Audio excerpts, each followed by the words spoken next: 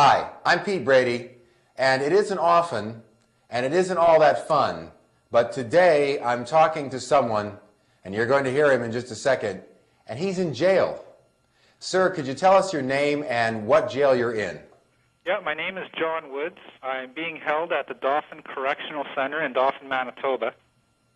And Manitoba is a Canadian province in the middle of the country, eh? Yes, yeah. How long have you been there? I've been here, I've been back in here since the 18th of July. No, 16th of July, I'm sorry. That was my rearrest date. 16th of July, 18th of July 2003. But this situation started a while ago because you are the owner of a very, very nice cannabis and hemp-related store called Sweet Hemptations. Where is Sweet Hemptations? How long has it been in business, and what kind of store is it? What kind of products does it sell? Well, Sweet Hemptations is a store here in Dauphin, Manitoba. Basically, we're right in the mainstream. We carry basically everything that has to do with hemp. We also outfit medical patients with hydroponic equipment at cost. Wow. We're very political at that as well. That's very nice of you to help the medical community.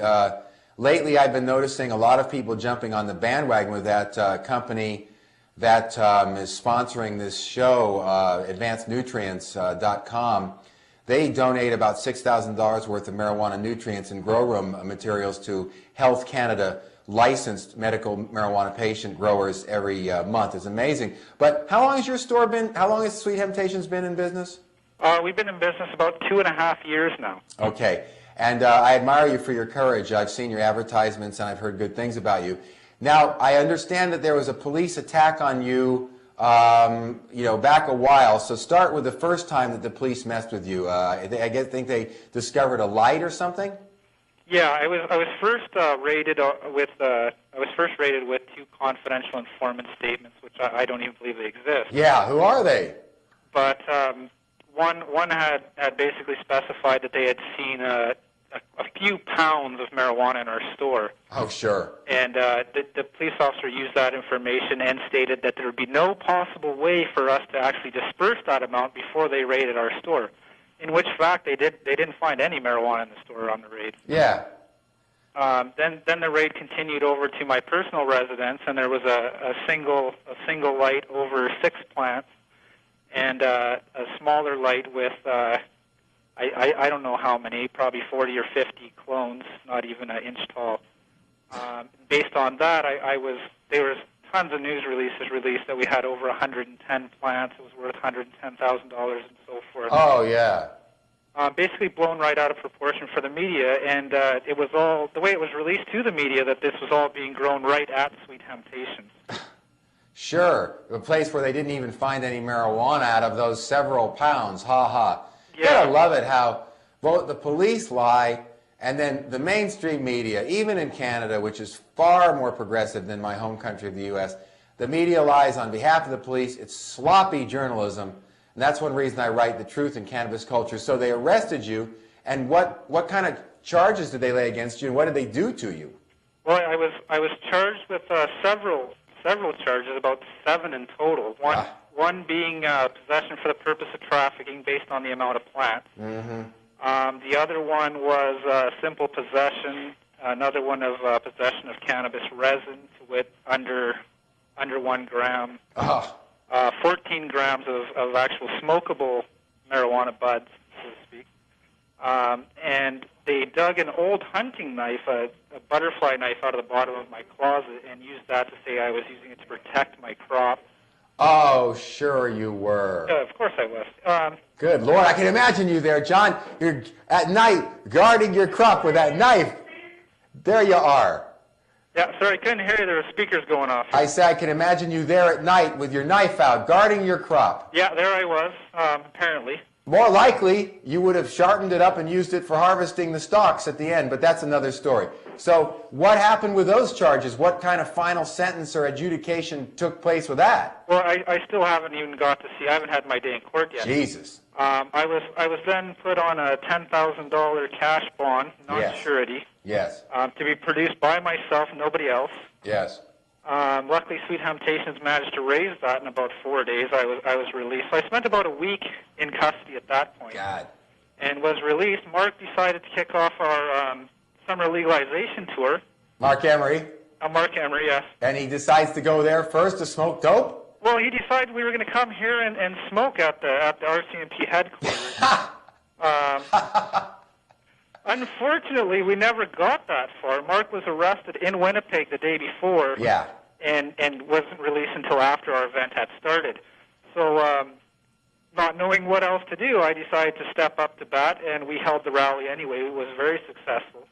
I believe there's a video on Pot TV of that. Yeah, so you kind of were the Marc Emery for the day or something. Yeah, I got to be Marc Emery for a day. Awesome. So, I mean, that was great. That is great. You know, Marc looks like Michael Douglas. He looks like Paul McCartney, and he's a famous guy. I'm glad you got to stand in for him. Did you get arrested for doing the event? No, actually I didn't. There was a couple people who were arrested. One was arrested for simple possession. A second one was arrested for trafficking because they saw him pass a pipe to somebody.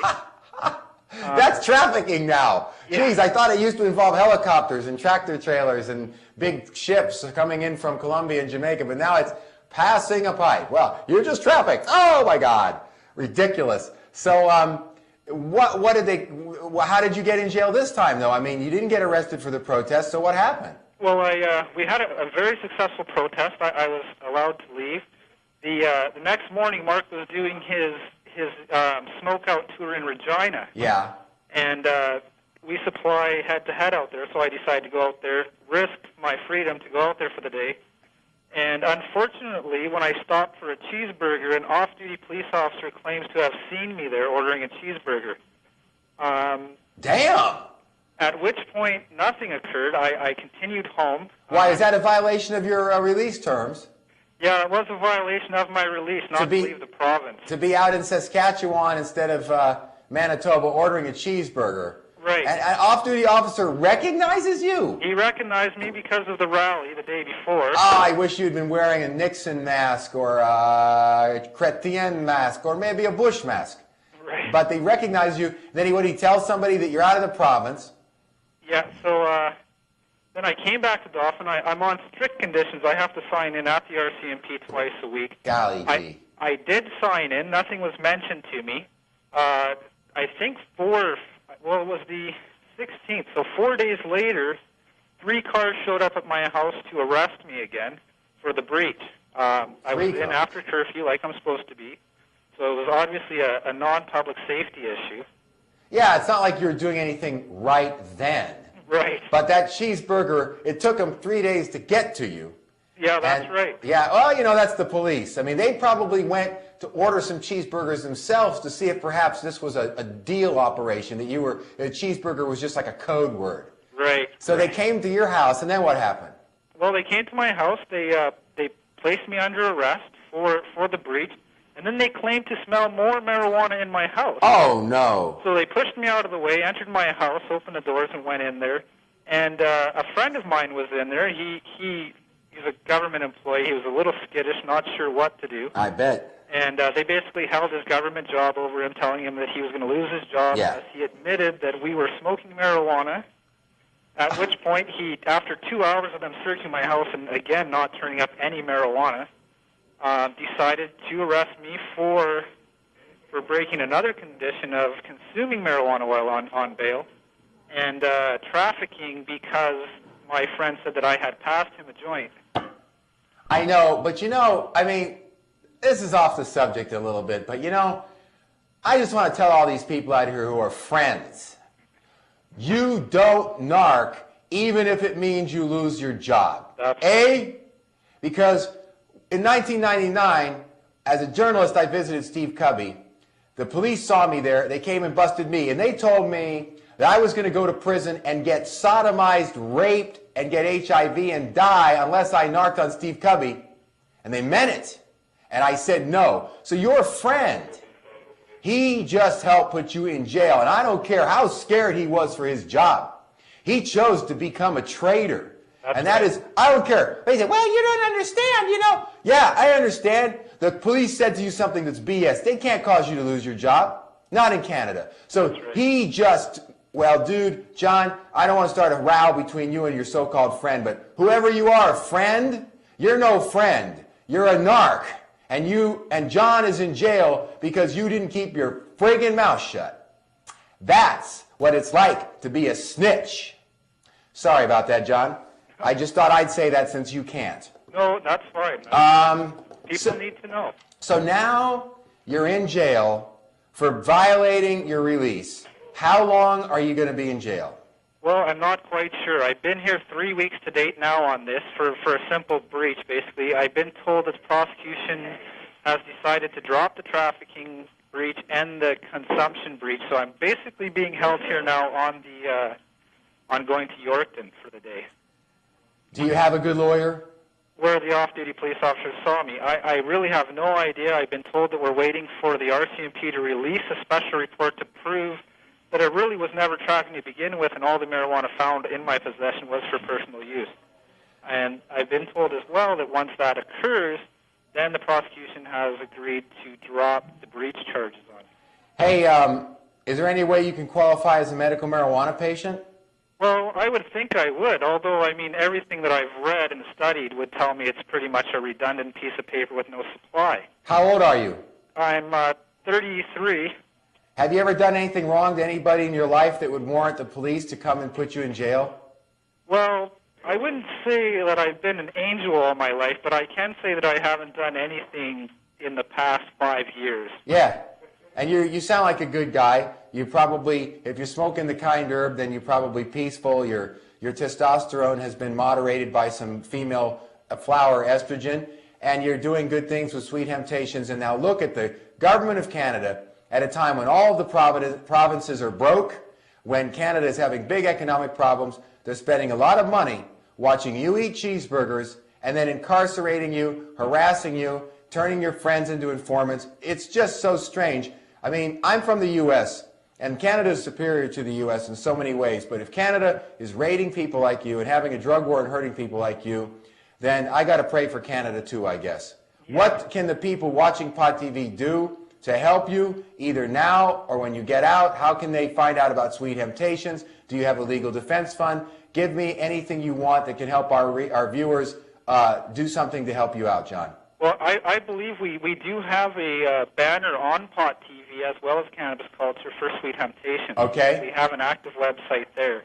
I think something that may help me the most would be as many letters to the editor of the Dauphin Herald as possible. I've been told by the editor that he's starving for letters to the editor on the subject. Okay, if they go to, sweettemptations.com, can they get the address and the information so they can write an intelligent letter? Yes. Okay, We also have a forum on that website. Okay, SWEETHEMPTATIONS.com. And you're mentioned on Cannabis Culture. You're in the magazine and probably on the Cannabis Culture online forums as well. So people should write letters. They should maybe make phone calls. Maybe, do you have a legal defense fund? Do you need any money to help you with a lawyer or anything? I believe Sweet Temptations is handling that. I'm not real sure. All right, and how in jail there, are you suffering other than being incarcerated and losing your freedom for an unjust reason? Do you have dangerous conditions? Do you lack for good food and stuff like that? Well, I've basically been neglected my natural medicines. I don't believe in prescription pills. I won't take them. Yeah. So I'm basically having to suffer through a lot of my day-to-day pain. On the most part, I have a hard time holding down my food when in pain. What is your stuff like that? I mean, I don't really know what to say about that other than I just have to, bear my cross. Do you have a medical condition? Did you want to share with the audience? Well, I do have a few of them that will probably qualify. I mean, I've rolled a Cadillac 5 times. My back is pretty much. So you've got musculoskeletal injuries that I have a hard time. Marijuana helps you with it, as well as other natural medicines. They won't give you any of them. No. Have you smelled any odor of marijuana in the jail there? No, this jail is really sectioned off quite differently than most I've seen. They're down to 4 people per subunit. So wow. They got us pretty much under wraps, and they check on us every 15 minutes. Oh, my God. Oh, my God. Well, look, be strong. I mean, there's all these cliches that I could say to you. This is only temporary. you're going to win. Anyone who does something good is going to suffer. Even Jesus got nailed to a cross when he tried to heal the world and feed the world. But I don't want to give you all that BS. The bottom line is this is a sad situation for you. And I feel bad for you. I've been in jail myself, and it made me want to kill myself. And I only survived because I got out soon enough before I put a rope around my neck or a sheet around my neck and jumped off of a bed. But John, don't let him get you down. You're on Pot TV. People care about you. And you're going to be a little smarter next time. And this is never going to happen to you again unless the whole world goes crazy, right? Right, that's right. All right, John, I do thank you very much. Talking to a man who has taken the ultimate penalty for marijuana. He's incarcerated.